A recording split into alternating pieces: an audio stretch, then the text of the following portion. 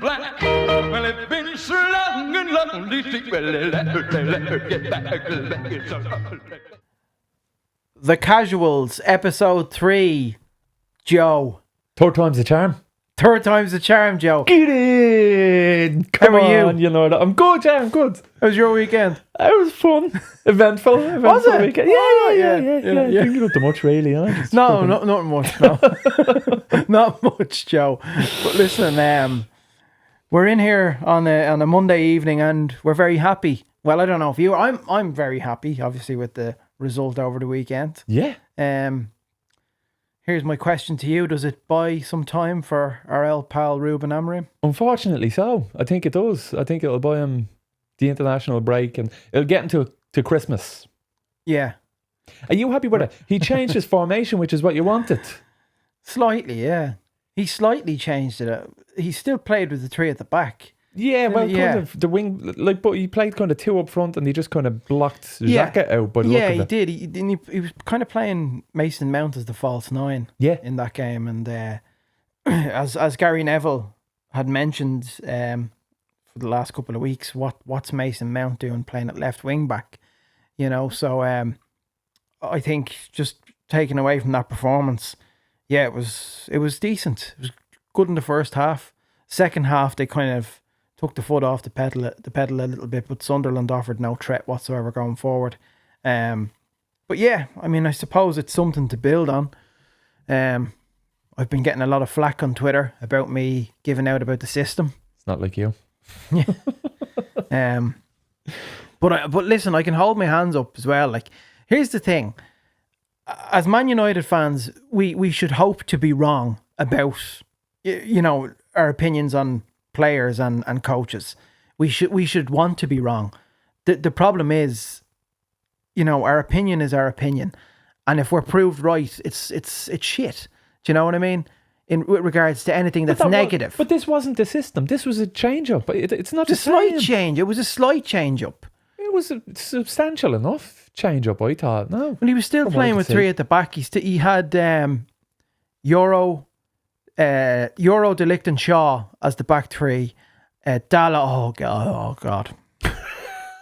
I thought you were going to get sick there, man. You can't even say his Can't name. even say his name. Dalla. I think with Ahmad at right wing back, and then Mount just ahead of Dallo and Mbeumo just ahead of Ahmad, and then a midfield. I think it was the midfield of Casemiro. But it wasn't like Casemiro and Bruno. But they weren't like beside each other. Bruno was very much in front of Casemiro. He was playing in a bit more of an advanced role. Yeah. I think Bruno's been playing as a number 6, which is just completely against type with regards to him playing in midfield. He's more of he's a number 8, kind of just a bit ahead of the number 6, or he plays in the pocket as the playmaker stroke number 10. I thought he was in more of a 10 position. He kind of did. He took up that position Yeah. a bit more so than the previous games. But I am just talking about the performances. We'll get to the goalkeeper obviously, because that's the main event with regards to the performance. I thought Seshko was fantastic. Yeah. He was brilliant. I have great hope with Benjamin Sesko. There's just something about him. He obviously has height, physicality, a bit of technical ability about him. He's got a poacher's instinct as well. He knows how to get you goals. Yeah, really impressed with his performance. His hold-up play was fantastic. Like a breath of people talk about the goalkeeper Lamens being a breath of fresh air. I also thought, any time a long ball came up towards Sesko, his hold-up play was phenomenal. Compare that to Hoyland last season, where he'd take one touch and Jesus, he may as well have been assisting the other team with his first touch. Sesko's first touch was deft. It was beautiful to watch. How was Lemons? Breath of fresh air, Joe. Yeah. I think he claimed 2 crosses in the game. He wasn't just flapping at them. No. And like the crowd erupted as if we scored a goal. He made some good saves as well. His distribution was really good. Kind of playing that. I know. I don't really. I'm not a fan of one-dimensional football because Ireland play it so much. But playing those long balls up towards Sesko really did work in our favour because Sesko's hold-up play was so good that, you know, the likes of Mbumo and Ahmad, who were making those forward runs, could kind of accommodate Sesko in that position. So I think the game plan was very effective in that sense with Lamens and his distribution. He was a breath of fresh air. Commanded his area. He literally commanded his area. He was shouting at defenders and everything. Like, and I think he's only 23, and you can tell he's a keeper who's definitely wise beyond his years. And a lot, like, you could sense it as well before the game started. So much pressure on this keeper, you know, after the likes of Bayindir and Onana, you know, the catastrophes that we've had to put up with the last couple of years. Yeah. You know, Onana essentially cost us our Champions League place. He single-handedly cost us our Champions League. When we were in the Champions League in his first season, if you can remember, all of the blunders and mistakes that he made. I can remember it well, yeah. I try not to. Look, it's his first game and there's still plenty to go, but and it was Sunderland, and it's a Sunderland team that were doing fairly well, though. They weren't doing too bad. A lot of people expected them to come and shock United at Old Trafford, but they didn't really have much about them. It's never really a shock now, though, anymore. No. They had Granit Xhaka playing in midfield for them, who still, I think, is top quality player. Well, that's how they killed Sunderland, wasn't it? They just like man-marked Xhaka out of it. Yeah, they did. It's between Sesko and Bumo. Yeah, and Bumo was really good as well. He got the assist for Mason Mount. Mason Mount is another conversation. His finish, man. Great finish. Stunning. But he did that at Chelsea so much. People just didn't see it. He was great at Chelsea. He's really starting to find his feet at United only after 2 years now. He's been very unfortunate with injuries, but there's a proper player there in Mason Mount. And as I mentioned earlier, the fact that he was playing essentially in his natural position and not at left wing back helped us massively. And I think it's gonna be a bit of a head scratcher for Amorim on who he picks in that position. Does he go with Cunha or does he go with Mason Mount? You know, because Cunha brings something to the table too. Does it have to be one or the other? Can you not have Cunha and Mason Mount? Yeah, you can. I think you can, but I think Mbumo has that. But Mbumo's on the right. That right swing. Cunha in a sense is like an attacking utility player. You can play him as a number 10. You can play him off the left. You can play him off the right, or you can play him up front. Yeah, you know, he has so much about him.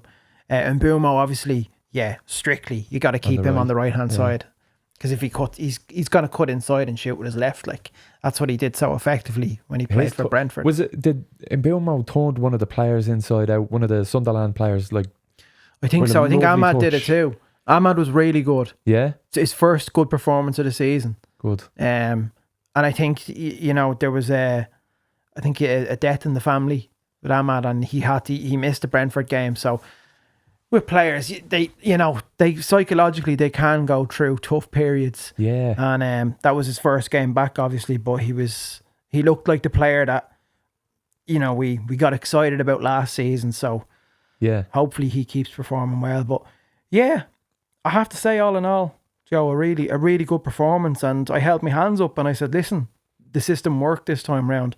But like, there was a different system. It was a different system, and he knew that he had to tweak it going into that international break. Because if he it's the only match he couldn't gamble with. Yeah, especially before Liverpool. I know Liverpool on the run of form they're on, but it's still Liverpool and Anfield. Like, I'm shitting it for that game. Like, fucking breaking it. Well, it's like there's like a string of 4 really tough games now after the international break. Yeah, Liverpool, Spurs, and we've Spurs, Brighton, is it? Yes, we've Brighton the following week in Old Trafford. Now, Brighton aren't at the races like they were the last couple of seasons. Mm-hmm. And I believe our target our transfer target in Carlos Baleba has been hooked at half time for the last 2 or 3 games for Brighton. So his head's not in it. And I think looking at that could be a good thing for us in January, because it certainly reduces the asking price for Brighton if he keeps up those performances, because I think he's a monster of a player. But then do you want them if they're not getting the results? Do you know who I want? I want Adam Wharton off Palace. I think anyone off Palace. Anyone off Palace. But Adam Wharton is unreal. Quality player. Is he up for sale? Like what? How do you probably about 100 million. Is he? Yeah, it'll be another. I have a feeling he could go to Real Madrid. I think Real Madrid are keeping tabs on him, like they were keeping tabs on Adam Wharton playing. He's for Real Madrid. He's such a good player, Joe. He's such a good player. But Baleba as well. You can't. Do you know what? You can't judge a player off, 3 or 4 games. He's obviously having a bad patch, a poor run of form. There's a quality player there. You know, he has all the attributes that Caicedo had when he was playing for Brighton, and now you hear Gary Neville talking about Caicedo. What's he saying about Caicedo? He reckons he's the best midfielder in the Premier League. The best midfielder? Yeah, at the minute, on current form. Wow. Just with the way he's playing, he's just dominating games in the centre of the park. Him and Enzo Fernandez.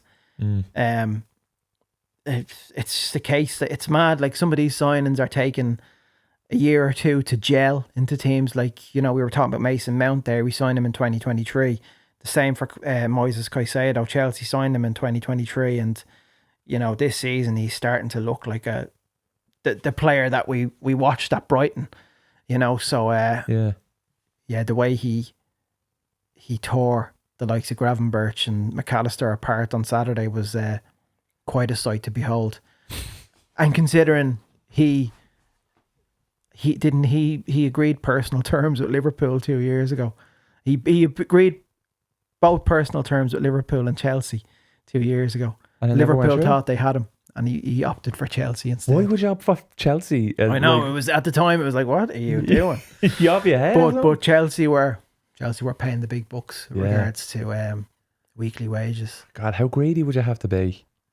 Like, surely at that level, like, you're just going for. But he put up a picture of him as a kid wearing a Chelsea jersey. So well then, okay, well then in that case, you have to remember, some of these young players, like they're a good decade younger than us, Joe. So they would have grown up. Yeah, they would have grown up like with watching the Mourinho's Chelsea or Ancelotti's Chelsea in the Premier League. There's a massive contingent of I know Caicedo's from Ecuador, but in Africa especially, there's a huge contingent of Chelsea fans. More so than, dare I say, than like Liverpool. Chelsea and Arsenal are like they have a massive amount of supporters in Africa. Did Chelsea have a lot of African players, a lot more than every other? Well, they did, didn't they? You have to remember Drogba, of course, superstar, yeah. I know he was French, but they had Makaleli as well. Yeah. So they had players like that were looked up to, in a sense, But Drogba and Essien, like two like legends in African football. Yeah. Drogba, you could, I don't know, maybe Salah is now, but Drogba arguably one of the greatest African players of all time. It's like, it's like Salah in Egypt. Like, everyone in Egypt supports Liverpool because of Salah. Yeah, he's or in worshipped. Korea, everyone supporting Spurs because of Son? Well, yeah. Well, we have actually United have a huge because of fan base because of Park. Yeah. But Son is South Korea's best player ever. Yeah, unbelievable player. Here's a question for you. Oh fuck. Oh. Here we go. Can you name the only African player to ever win the Ballon d'Or? I could be wrong now. He might not be the only player. I can Google it here, but did Drogba win the Ballon d'Or? No. Probably should have. He probably should have. Salah should have. Do you know, do the lads? Do you know the only African player to? I mean, it's a big continent. 1995. George Weah. George Weah, AC Milan. Fucking hell. Did you know that? I think it's unfair that you have a laptop No, I in front knew of that. you bollocks. No, I did know that. I did know. I could name. George Weah. Go on. Sorry. Yeah, he was with Milan. I think from 97 onwards, I think I'm confident I could name every Ballon d'Or. Stop. Mate, possibly. So 97, Ronaldo, R9. Am I right in that? 98, Zidane. 99. Yeah, it's 99. It's going to be a... It's got to be United? No, it's going to... I know David Beckham finished third in the Ballon d'Or rankings in 1999, and people thought it was a disgrace because How do you know that? That's so fucking... Because it was the treble year, and he was one of the best players on the planet.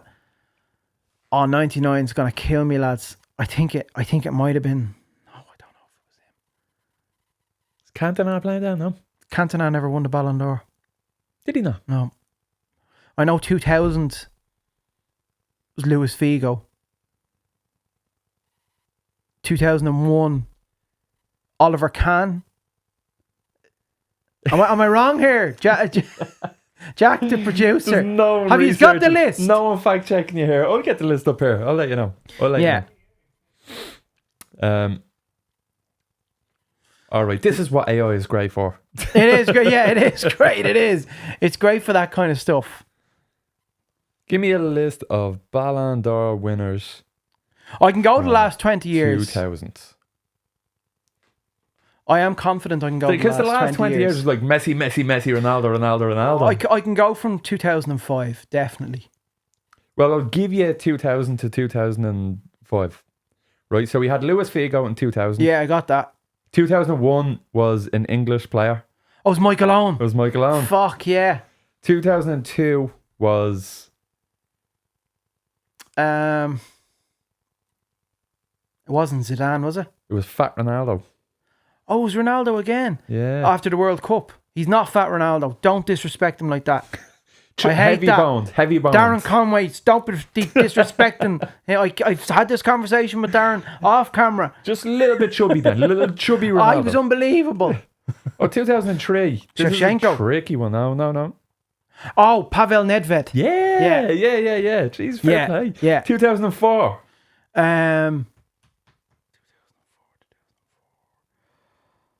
Oh, bollocks, 2004. I think you just said him.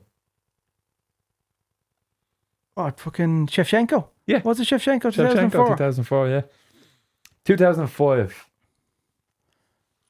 Ronaldinho. Yeah. Yeah. My favourite player of all time. 2006. Cannavaro. Yep. 2007. Kaká. 2008. Ronaldo. 2009. Messi. 10. Messi. 11.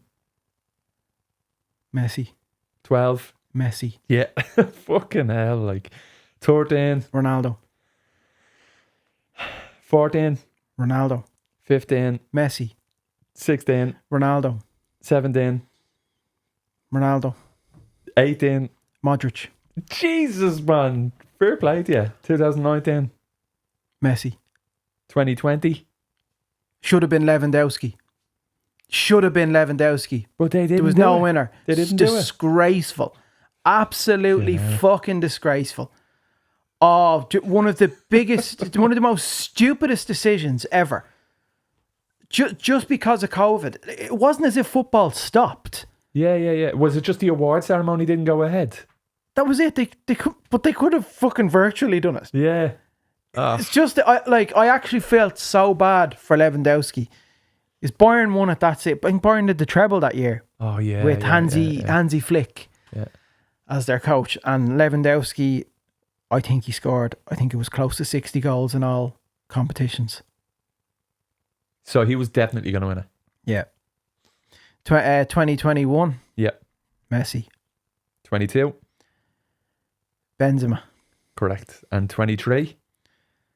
Jesus, this is where it gets a bit difficult for me. Fucking 2 years ago. Oh, it's fucking Messi.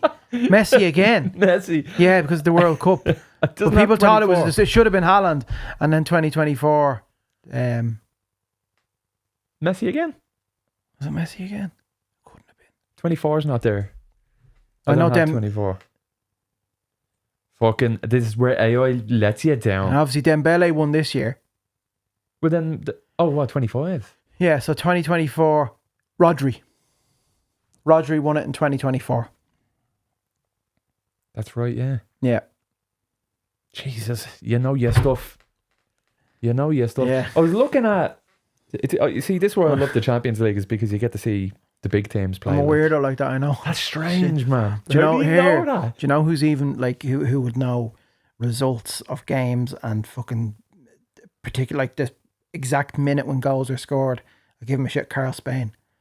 Carl Spain is like an encyclopedia when it comes to like, he has memories of like games from the fucking 80s. Who got sent off and what minute? Like the starting 11s Like for each team. Oh, it's scary. Rain Man. It's scary. Scary. That's insane. I know people who just know every single actor's birthdays. Oh fuck, that's Everyone, impressive. like, give them any celebrity, like, and that is who is this person? It's just a friend of mine, like, just a friend of mine. He's totally useless knowledge. Like, what are you ever gonna fucking do? Such a gift. That's amazing that you can do that. Like, I feel like that's a Who Wants to Be a Millionaire question. Like, who won the Ballon d'Or in 1997? Mastermind. Yeah, the Ballon d'Or. Would you be able to say who came second and all that? No, shit? no, I wouldn't be able. No, I remember Beckham was third because of that particular year. He probably should have won the Ballon d'Or. We won the treble. Like someone from that United team should have won the Ballon d'Or. How did they not? How the fuck did they not? I don't know. There was a bit of a bias against English football, I think, at that point. Oh, against English football? Just the Premier League and all. Yeah, it was looked down upon. I'd say the governing bodies, the likes of FIFA and UEFA, you know, considered the likes of Serie A and La Liga and the Bundesliga superior leagues at that point. And you have to remember as well, the English teams had just started playing European football again. I'd say 3 or 4 years prior to that 99 Ballon d'Or ceremony, because of the whole the Heysel thing. What's the Heysel thing? Well, they were banned. The English teams were banned from European football, in the 80s, due to what happened in Heysel, What happened in Heysel? It was a fucking massive. I don't know how many fans were killed, but it was a big fucking thing between Liverpool and Juventus fans in the 1980s. And I think I don't know. I can't give a figure. But like a fight, like a big brawl sort of thing? Yeah, a lot of Juventus fans died. What? Yeah. How have I never heard of this? They were banned. The English teams were banned for a good decade. I'll get it up here because ChatGPT. What happened? Am I like an idiot for not knowing this? Yeah, he's saying, yeah, you're a fucking idiot. Actually, maybe I'm just playing devil's advocate for the listener. I didn't know if it, but it resulted in 39 deaths. In 1985 in Brussels. And they banned it all led English to a teams. stampede and the collapse of a wall. So, yeah. The collapse of the wall, I think. I know about the collapse of the wall. This is in the Liverpool Stadium now, where they were kind of crushed under the wall. Yeah. But how is that anyone's fault? Oh, I don't know. I think just in general, in the 80s, hooliganism in football was such a prominent thing, especially in England, especially in Division 1 at the time. It became more of a fucking thing than what was being played on the pitch. And I think that was just essentially the crackdown at that point. You look at the likes of West Ham and Millwall as well. Yeah. Yeah. Yeah. Those nobody really cared about the football. with those games, especially in the 80s and early 90s. Like, it was... But there's some clubs nowadays, like there's Ukrainian clubs. There's there is, but it's kind of gone. It's not. Is it? It's not what it used to be. Maybe in Eastern Europe, it's still very prominent. You know, the likes of you go to Belgrade, you know, you get a warm reception there.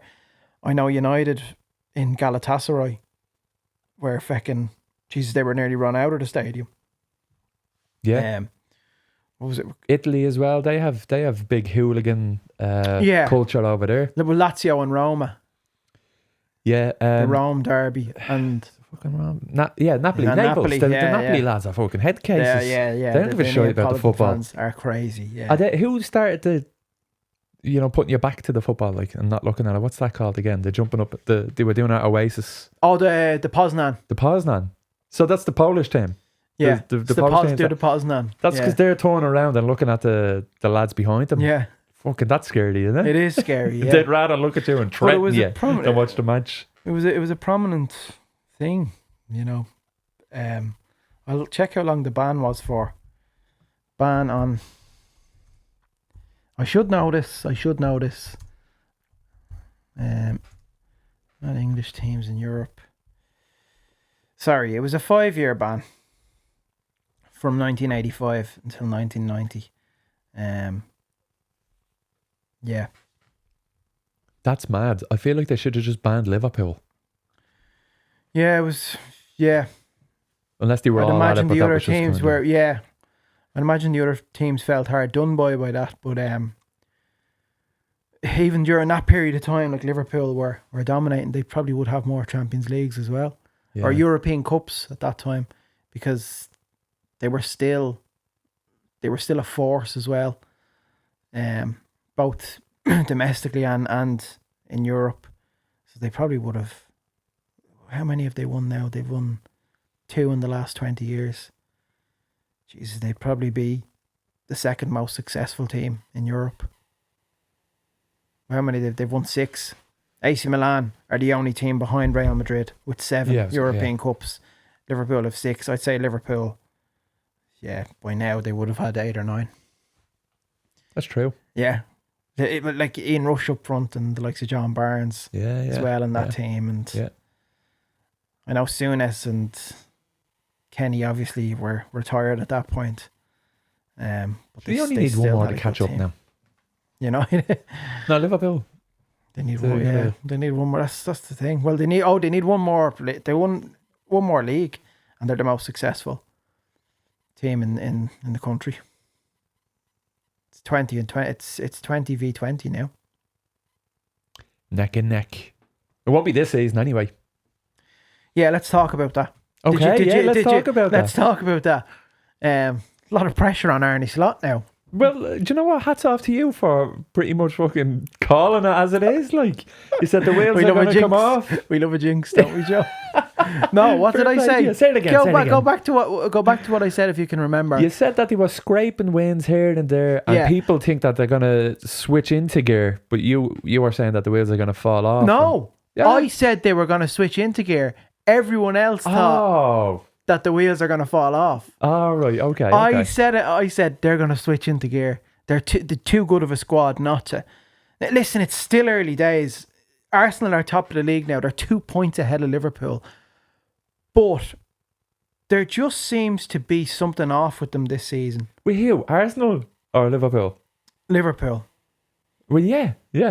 But still, Joe, in my mind, like, all of the teams just have to be astronomically shit this season for Arsenal to win the league. Because I just don't think Arsenal... I'm not confident in them walking the league. I just don't have that confidence about Mikel Arteta. They're just so used to being fucking runners up. I think the bookies have the odds on. I think they're like 10 to 11. Oh, they probably are now, yeah. They probably are. Yeah. I think with the addition of this Zubamendi fella in midfield, playing as the number 6 behind Rice and Odegaard, he's a proper signing for them. He's making things tick. He's like the spine of the team. He's essentially what he's. I think they were looking they stumbling my words here. They they were looking at a striker for years, Arsenal. They did sign that in Gyökeres. But what I don't think they realise is that they needed a midfielder that can just clean things up in the middle of the park. You know, be that spine of the team. Essentially, they now have their own version of Rodri. And we all know how pivotal Rodri is when he plays for City. And I think this Zubimendi fella will make a difference now in the middle of the park for Arsenal. The striker, there's a lot of question marks around him. He has 3 goals to his name still, but he's just not. He's not clicking.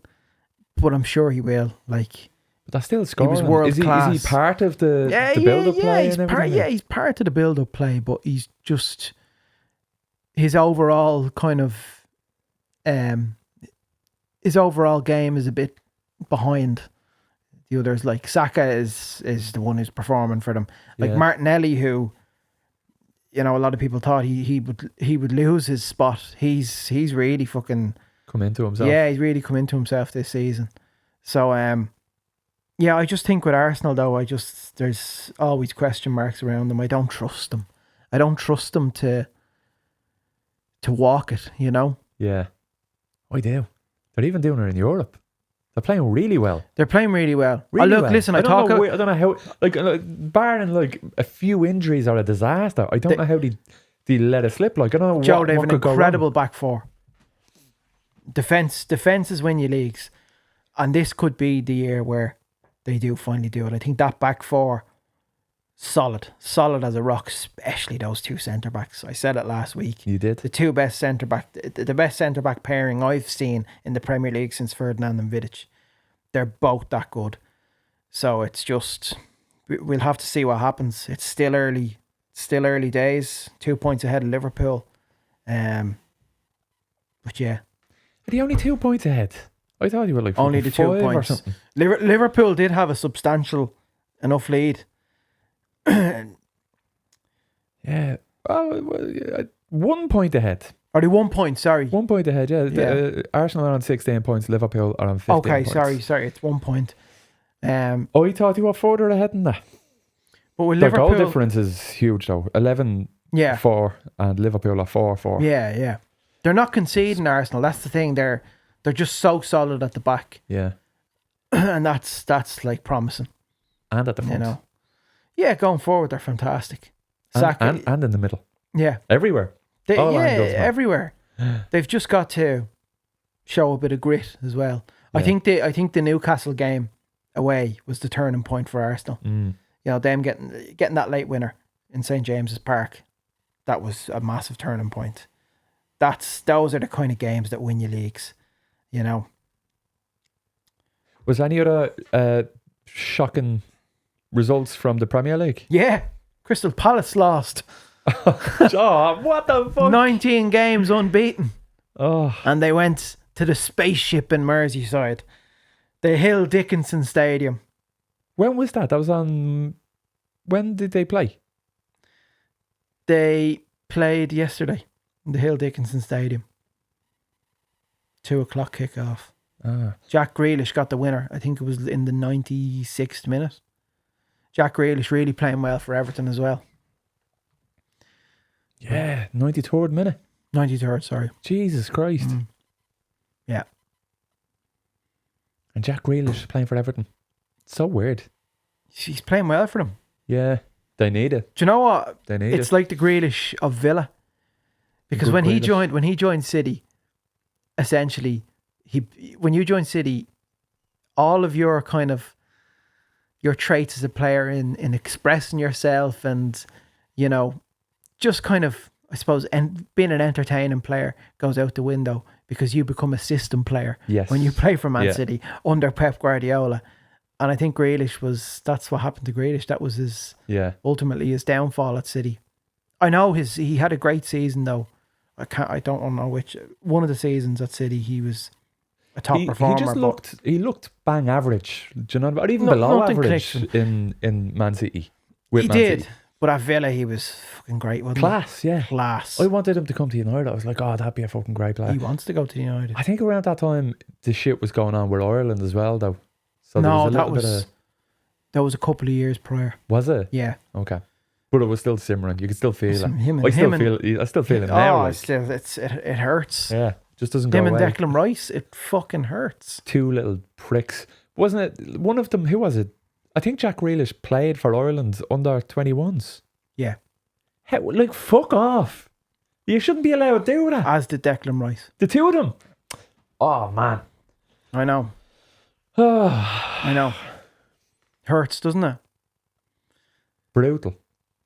And I'm glad then that they went on to do shit. Or did they? Oh, They didn't. Rice? No. Yeah. One of the best midfielders in the league. No, but with England, they didn't do much. They got to a final or two. Oh. Sir Gareth Southgate. Yeah. But yeah, no, that was the Everton and Palace game. Finally, Palace beaten. Glasner's done an incredible job at that club. And yeah, like I think United are playing them I think it's November. We're in Selhurst Park. They're such a tough team to break down. They have a good record against us.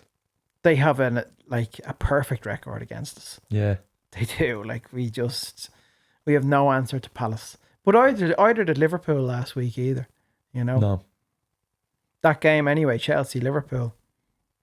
That was quite a game. I don't think I've seen that one. I don't think I even seen the highlights of that Chelsea-Liverpool. Well, I think last minute winner. Oh yeah. Estevao, the 18-year-old. In the 95th minute or whatever. Oh, unbelievable. Scenes.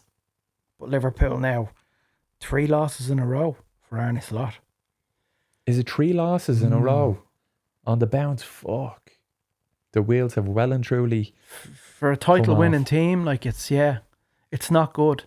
Now, saying that, they are only 1 point behind, so they're only 1 point behind Arsenal, and we've got them. We're in Anfield next. Yeah, and it's a Liverpool with a point to prove, and it's the worst fucking I actually think it's the worst possible timing for United.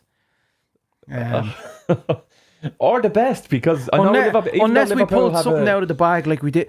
I could. Do you remember the United Liverpool game last season in Anfield where we drew 2-2? Yeah. I couldn't fucking believe that game. Yeah. I don't know where that performance came from. I know. I think United do that though. Sometimes they just fucking show up against the big teams. Yeah. And Liverpool aren't in great shape now. I know what you're saying. They could have a point to prove or whatever, but if you can have a point to prove and just whatever's not clicking with them at the minute just doesn't click, then you're like, lovely, it's happy not days. clicking. And Salah is shattered the player that he was last season. Yeah, but I've spoken That's true. I spoke to my brother about Salah there the other day. Phenomenal player, probably one of the best players we have ever seen in the Premier League. But the issue with Salah is there's no in between with him. It's either proper purple patch of form or a very, very poor run of form with him. And it seems to happen.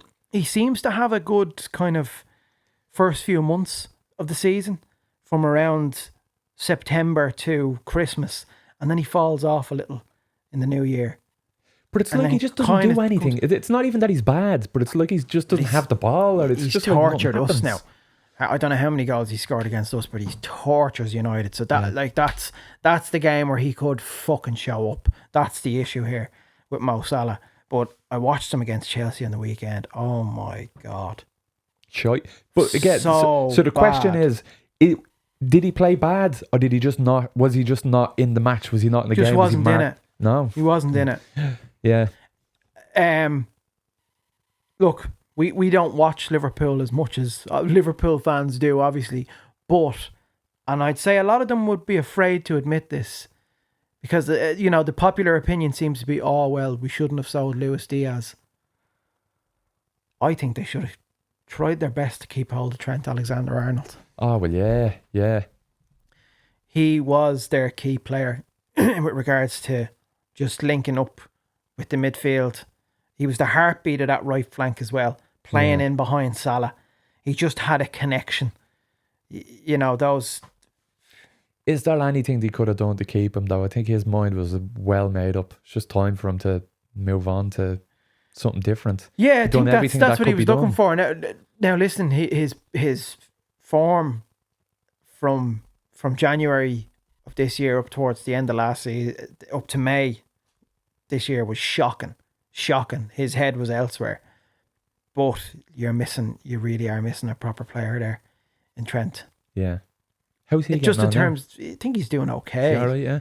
Just in terms of his technical ability, it's very hard to replace a player like that, Joe. Class. World class. I spoke to my mate the other day. I said, you guys losing Trent is actually the equivalent of when United sold Beckham in 2003. Yeah. Just that player with just that bit of technical ability and a player that provides so much output and is an outlet as well.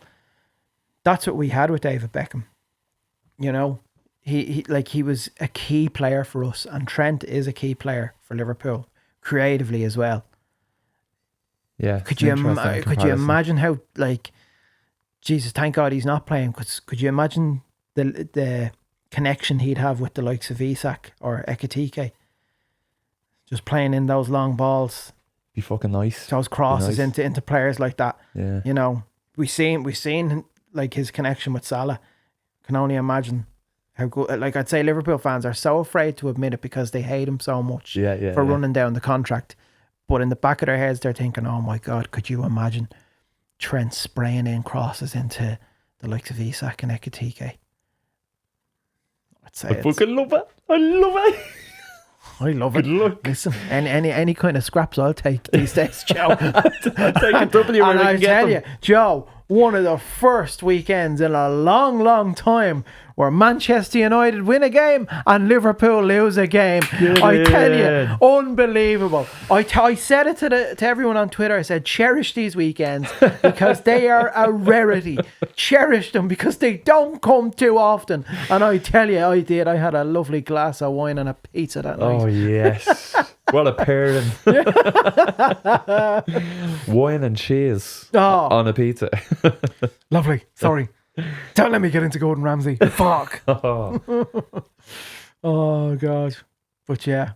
No, it's good to see Liverpool in this run of form. I am worried though. October 19th. It'll be fine. It's gonna be would you take a draw now if I offered it to you? Would you? Yeah. Yeah. Give me the draw all day. So you're not expecting a win at all? No. I'm getting flashbacks. I'm getting flashbacks to Harry Maguire missing that sitter at the end of that game. Do you remember that? I remember it well. Fucking, yeah. I couldn't believe how well we played. Do you remember, if you can remember, the top performers in that game? Obviously Martinez scored and Ahmad scored. But the two players who stood out for me in that game, Dallo and Ugarte, they were the two. They were our two best players on the pitch that day. Did Ugarte play at the weekend? Ugarte was unreal against Liverpool. He didn't play at the weekend though, did he? No. It's Casemiro and Bruno. Right. For the whole 90 minutes. Casemiro got 90 minutes. Yeah. Oh no, I think he was subbed off. No, he was subbed off. I think Cobby came on for him. Okay. Can we talk about Dallo? Yes, please. Yeah. You said it. Yeah. Do you love him? I just don't know what to think of him. It baffles me. It baffles me that he starts every game. What's even more shocking is he's apparently part of this leadership group as well at Carrington. He's part of he's the core. He's one of the core leaders of the squad, which I just cannot. Is he? Where for the life of me understand. No, he is. I think it's like to him, Bruno Maguire, because he's been in the squad for such a long time. He's been at the club since 2018.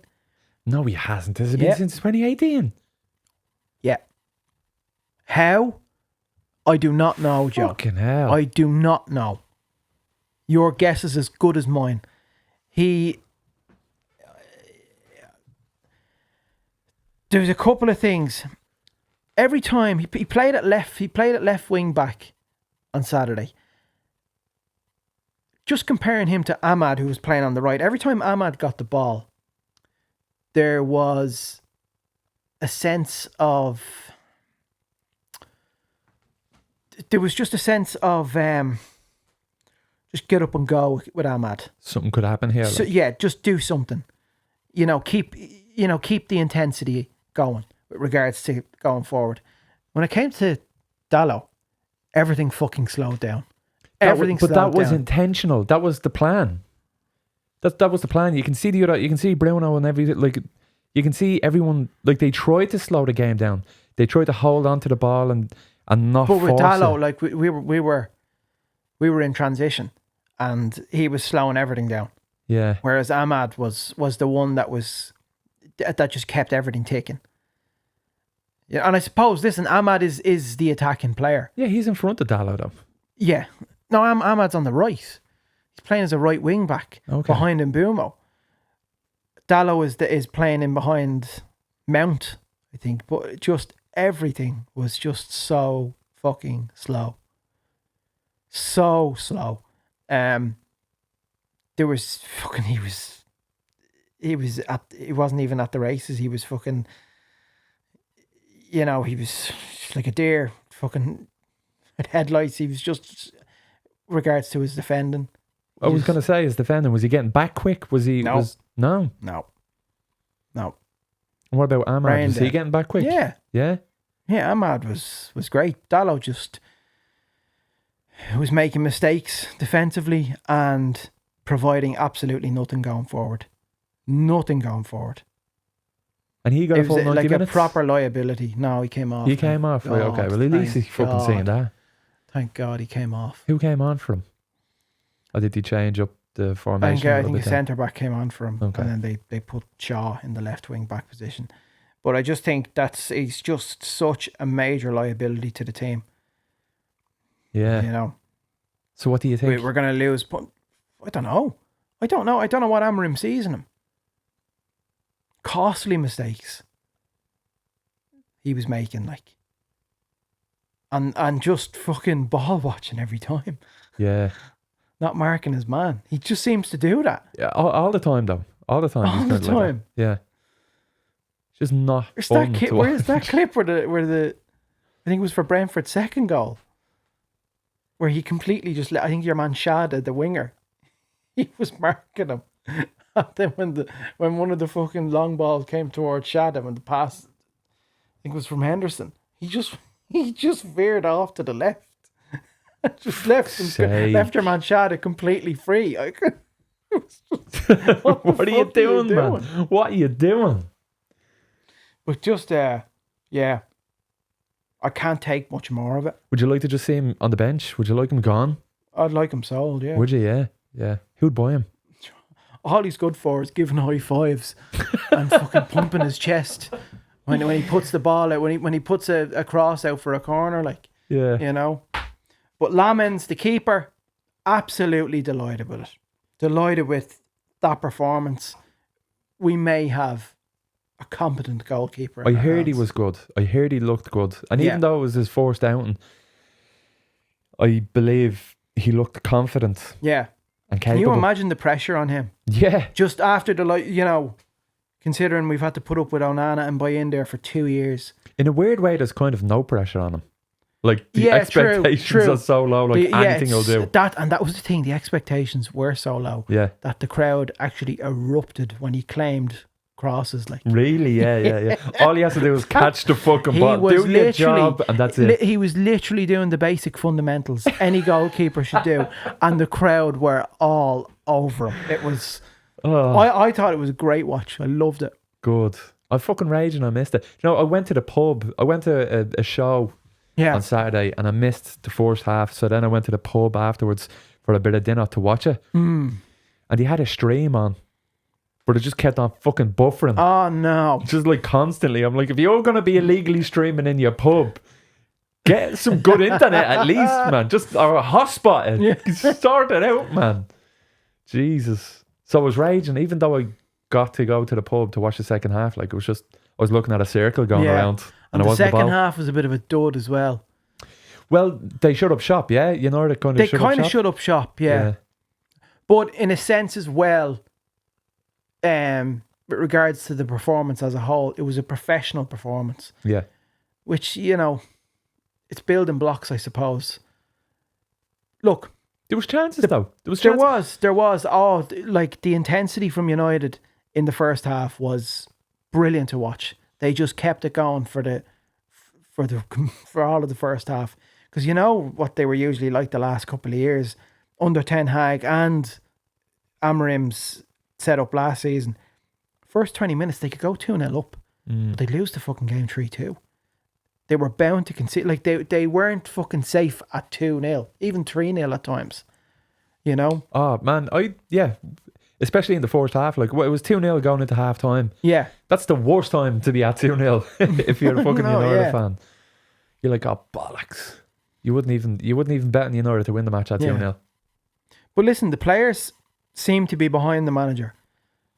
There doesn't seem to be any issues behind the scenes with regards to the manager and the players. And I do like to hear that. Yeah, no, apparently the players are firmly behind the manager. They like losing. You have to remember. We don't mind losing. The system, we trust the system. Yeah, listen, I'm still like the jury is still out in the system. One game does not change it. You know, Amorim did come out in the weekend and he'd mentioned that the players were upset by some of the pundits' comments about their performances and the system. And Gary Neville, I think Gary Neville was one of the pundits who was named, and Gary Neville, when he was asked about it yesterday, he said, like, you know, if you're a player and you're getting upset by what a pundit says, maybe you shouldn't be playing professional football. Yeah. And he went back to what Alan Hansen said about United at the start of the 1995-1996 season. And Alan Hansen, who probably regarded one of the best centre-backs in Division 1, Premier League history, whatever you want to call it, Alan Hansen said about the likes of Scholes, Giggs, the two Nevilles, Nicky Butt, he said, you're never going to win a title with kids. That was at the start of that season. Eric Cantona was banned for 9 months, if you can remember. He came back into the team in October. This was the 95-96 season. We drew 2-2 against Liverpool. But then United went on a run and rattled Newcastle. The famous Kevin Keegan quote, I would love it if we beat them. Fergie rattled them. And what did we do? Proved Alan Hansen wrong. Won the league with the kids. So that's the thing, like, players shouldn't get upset by what pundits are saying. Gary Neville talking, you know, mentioning that statement from Hansen in 95, that was aimed at him. And many of the young talented players from the class of 92. And they went on and won the league that year. But you use it. If a pundit says something about you, about your Well, plays, I think I could go on about Paul Pogba for days here, Joe. Not that you That guy, that guy's giving me sleepless nights. Absolutely terrible. I love the Graham Souness obsession with Paul Pogba. you could literally write a TV series or a movie about that. Where's Paul Pogba now? Monaco. His ban was lifted. And who was Monaco playing Man City?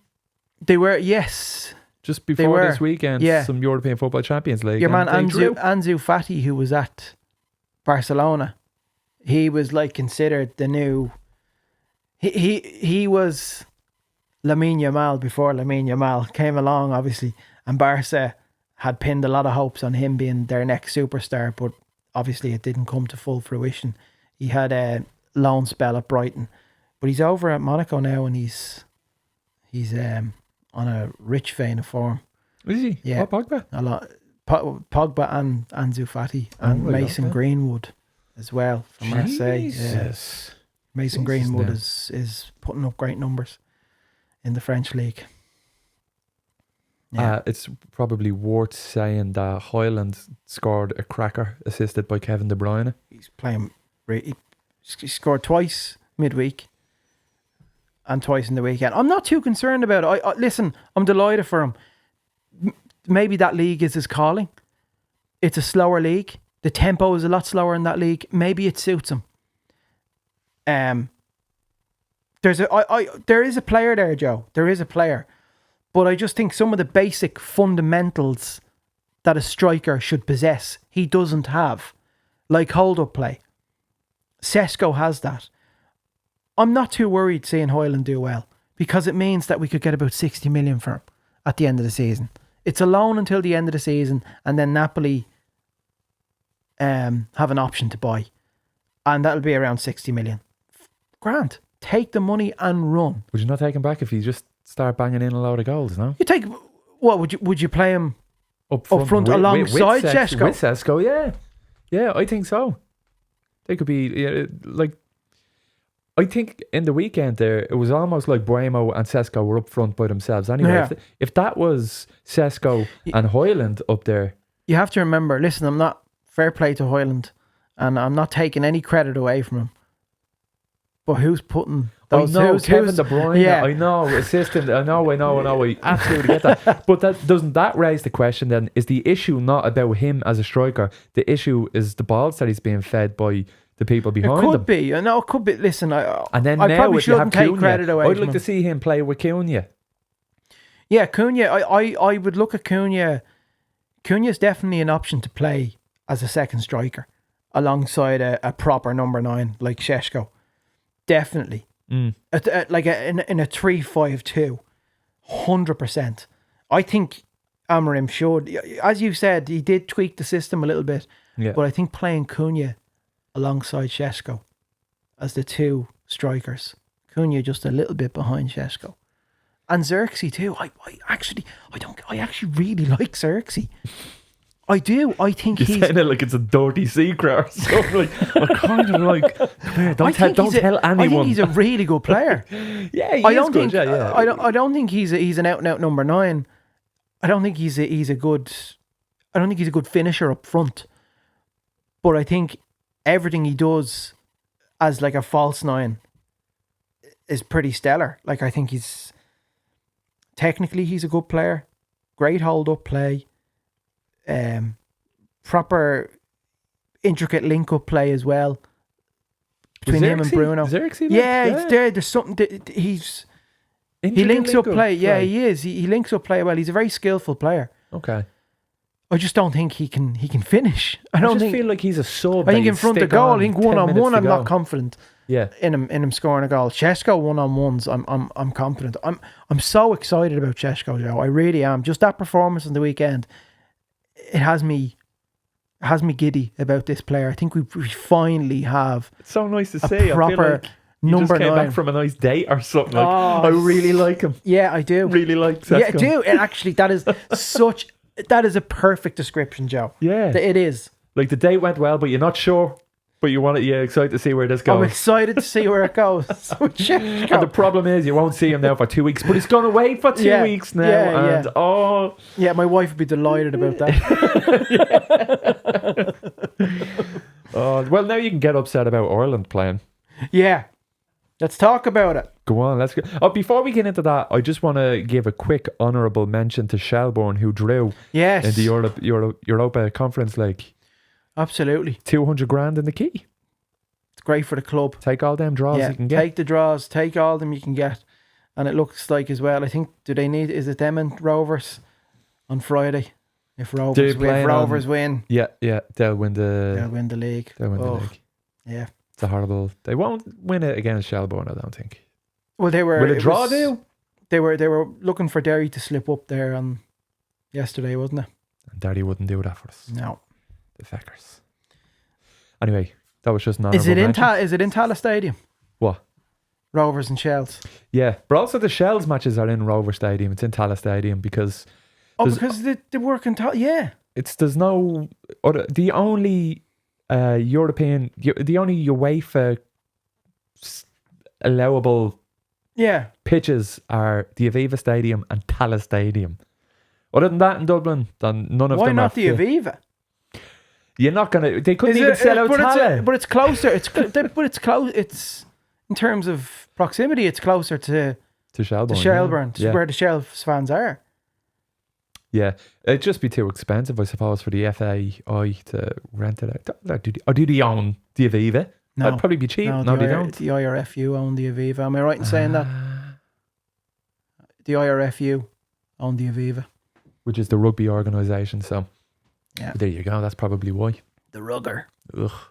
Ruggers, lads. Yeah. A few points out. Ireland versus Portugal on Saturday Wow. in Portugal.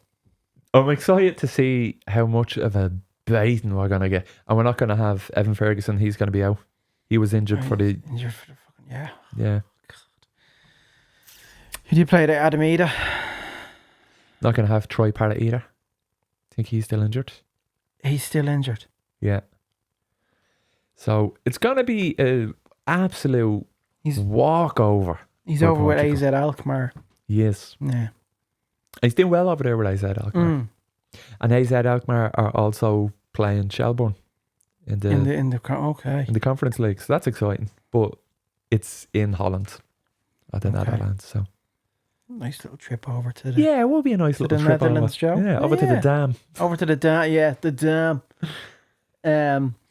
Yeah, I think the writing's on the wall for poor Elheimer. I think especially after the Portugal game, there's not much hope there.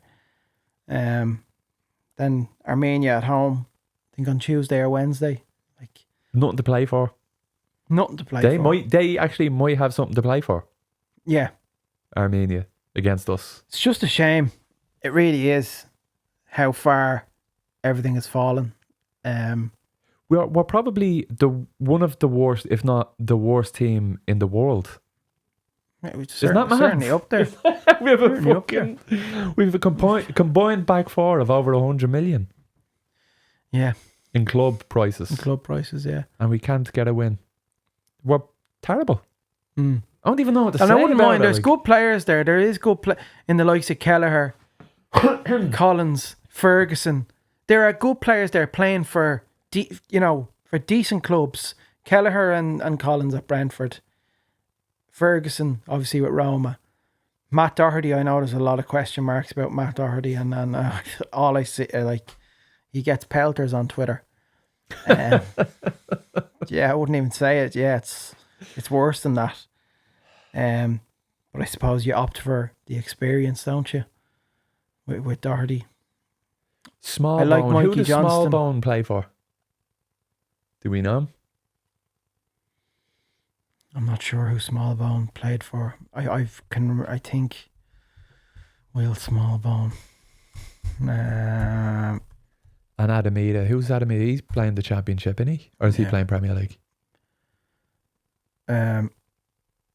Millwall. That's Smallbone? Smallbone. Yeah. It's absolutely shocking. I swear to God. He does with Swansea. I genuinely think Ireland should just be whoever wins the Irish Premier League table. Like the Ireland Premier Division. Because there's no chemistry in the Irish squad. No. None whatsoever. Absolutely no chemistry. Nothing gels. I'd say the players hate going on. I'd say the players hate the international break as much as I hate the international break. Yeah. I'd say they're finishing with their teams and they're saying, "Oh, I'm gonna fucking miss you. You have to fucking play with these agents and take a hiding." I'd say they do. I'd say it is tough.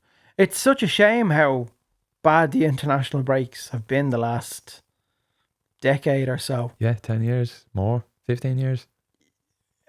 No, it was exciting. In 2010? 9 years ago, obviously 10 years ago was the Shane Long moment against Germany. And it was exciting. Those were exciting times. But I think after Euro 2016, that's where things just completely went down the drain for Ireland. But even in Euro 2016, didn't we lose every single match? No, we beat Italy.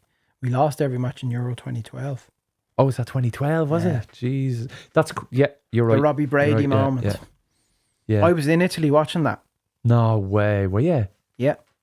In a little bar. A tiny little bar. And the Italians were celebrating with me. Because they were through already. They didn't care. It was me and my cousin. And my mum. And his little brother, my two other cousins. And we were hopping around the place. Along with the Italians, it was great. I feel like they should just let us in. They should, for the fans. For the fans. For our fans alone. Yeah.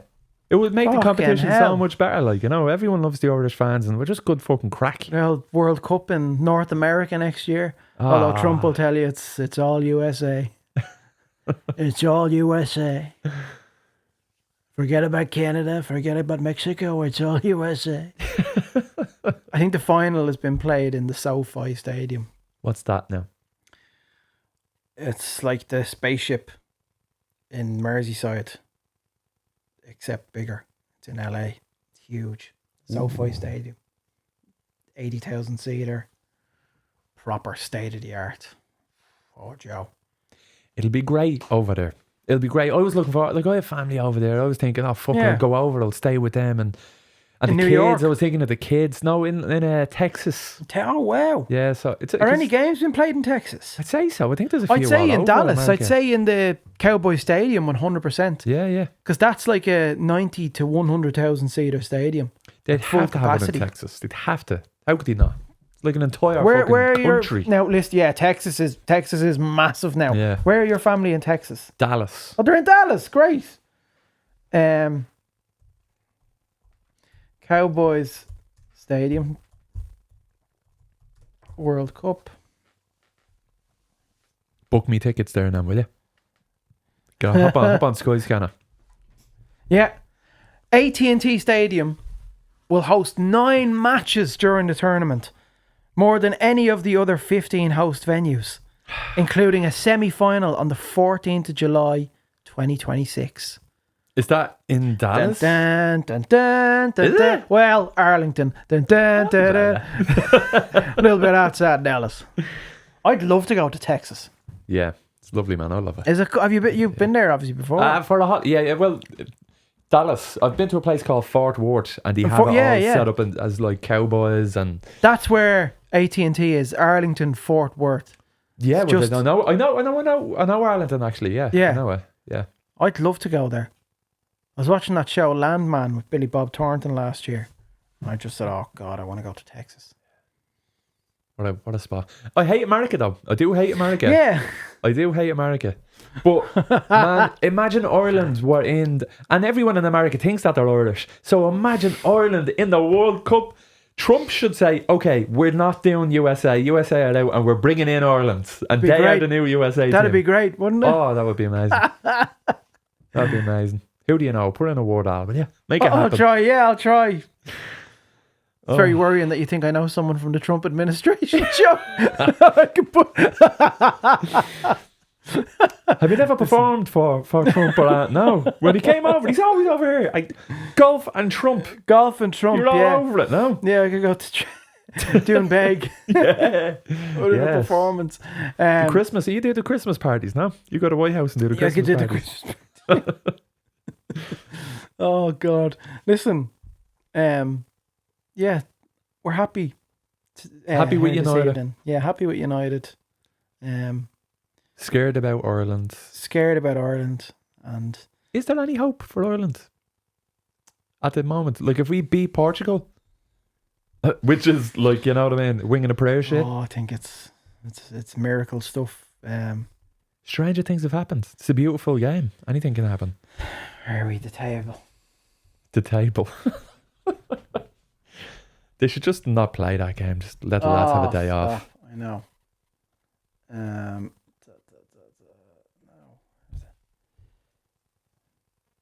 Where are we? Hang on. No. Where is that table? Yeah, are we playing Saturday or Saturday here? Portugal, Ireland. I have your table here now. So we have 1 point. Qualifiers, yeah, we've 1 point. So Portugal We're not have going to 6. beat Portugal. If we beat Portugal, that puts us on 4 points. And Armenia will have to lose against Hungary, but that will also put them on 4 points. Oh, yeah, no, what kind of... Yeah, no, so then, yeah. If we beat, we have to beat Portugal. Hungary we have have a few decent players as well. We have to beat Szoboszlai, Kirkes. Yeah. Look at that table. I remember that table came out and I was like, great. Great. The Fucking draw easy. against It's a walkthrough. the draw against Hungary. Fucking Armenian and Hungary. I know. Oh. The draw against Hungary as well, like, you know, that gave us a bit of hope, but then Armenia just fucking... Jesus Christ. What's their ranking? They're like 180th. Yeah, they're fucking 108. Which means they're we should 103 be, now after that win. After beating as us. of the 18th of September 2025. Yeah, all we can do is hold out and hope. It's woeful. 25. I remember 25 years ago. Roy Keane scored against Portugal away. Ireland won 1-0. It was, I think it was a World Cup qualifying game. It was. Yeah, it was. It was one of the first World Cup qualifying games. The only thing we have going for us is Portugal don't need to win this game. No. They can just we beat throw teams like Portugal back then. Yeah. Portugal weren't a team Holland. back then. Portugal weren't impressive. Well, they had Ballon d'Or winner Luis Figo playing for them at the time. It's mad how one amazing player can turn a team around. Well, you look at Portugal now. They have your pal Bruno Fernandes, Ronaldo, Bernardo Silva. There's a few good Portuguese players there. Yeah, when you say it like that, it's like, even if they wanted to throw it. Ruben Diaz. Oh, so good. Even if they wanted to throw it and give us the 3 points. Just give us the 3 points. We wouldn't even be able to figure it out our own feet. No. They were like, if they stood to the side, it's like, will you go on? Go up the pitch. That's why the writing's on the wall for Heimer Hallgrimsson, and in walks Damien Duff. Let's go, Damon. Let's go, Duff. I'll take that job. Right, on that note, Joe, this has been the Casuals episode 3. It has been. Quite a weekend you've had, Joe. Quite a weekend. What a weekend you've had. It's been a fun one. It's been a fun one. Bit of fun and games. Till the next time on the Casuals. Like the wink? I gave a little wink there. Give a wink. Give a little wink to the camera. Black. Well, it's been so long and lonely. Well, let her get back.